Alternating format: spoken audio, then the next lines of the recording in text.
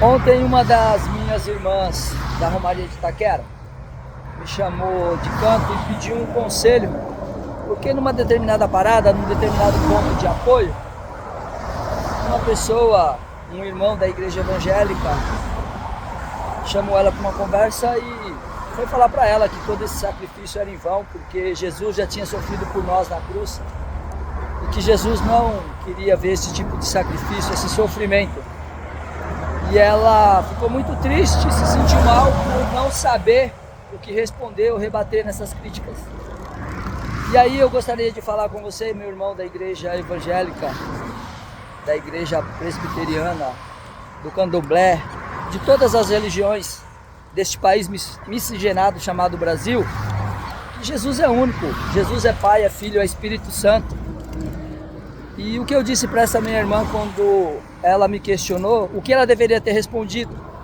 Eu dei um exemplo de um testemunho que existe no YouTube, feito por mim e por um pastor da igreja Assembleia de Deus, que estava lavando os pés dos nossos irmãos peregrinos, dos nossos irmãos católicos.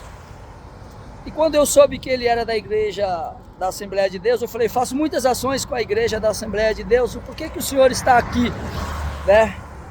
Não é normal encontrarmos, deveria, mas não é normal encontrarmos irmãos da igreja evangélica fazendo esse tipo de trabalho, principalmente lavando os nossos pés.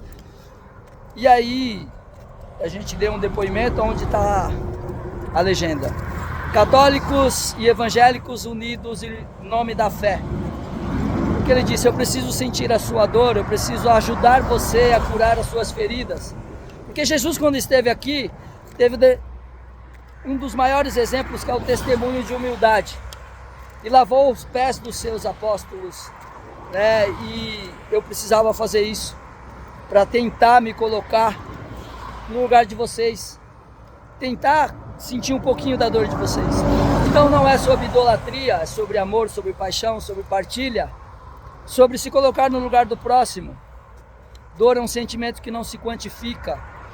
Nem eu da igreja católica, nem meus irmãos da igreja evangélica somos capazes de sentir ou nos aproximarmos daquilo que Jesus passou quando esteve entre nós, julgado, condenado, apedrejado, crucificado, e sim, para redimir os nossos pecados. Porém, nenhuma crítica que se faça à fé de qualquer religião que seja, ela é correta, ela é prudente. Porque a partir do momento que você se une, e isso é bíblico, onde 1 ou 2 ou 3 estiverem reunidos em meu nome, lá eu estarei, faz com que a gente pense que Jesus não divide.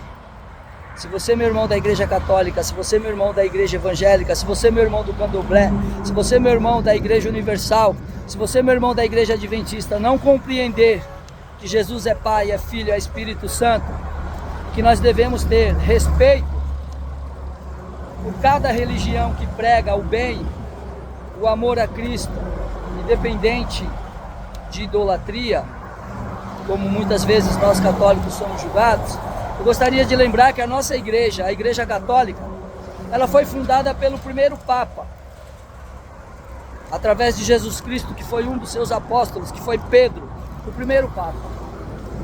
A nossa igreja não condena as outras igrejas que vieram após a igreja católica, porque nós somos a primeira, fundada quando Jesus esteve aqui, aonde Pedro foi o primeiro Papa.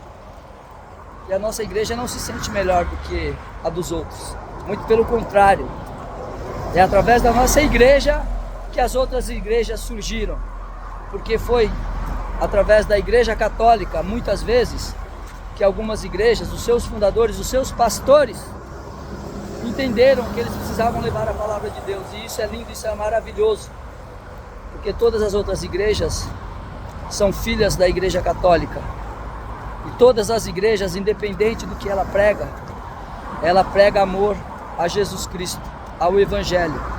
Então sigamos firmes, fortes e felizes, que Deus nos abençoe, que Nossa Senhora os acompanhe, meus irmãos peregrinos da igreja católica, meus irmãos evangélicos, encontrei com muitos aqui que estão nos pontos de apoio, curando feridas dos irmãos católicos.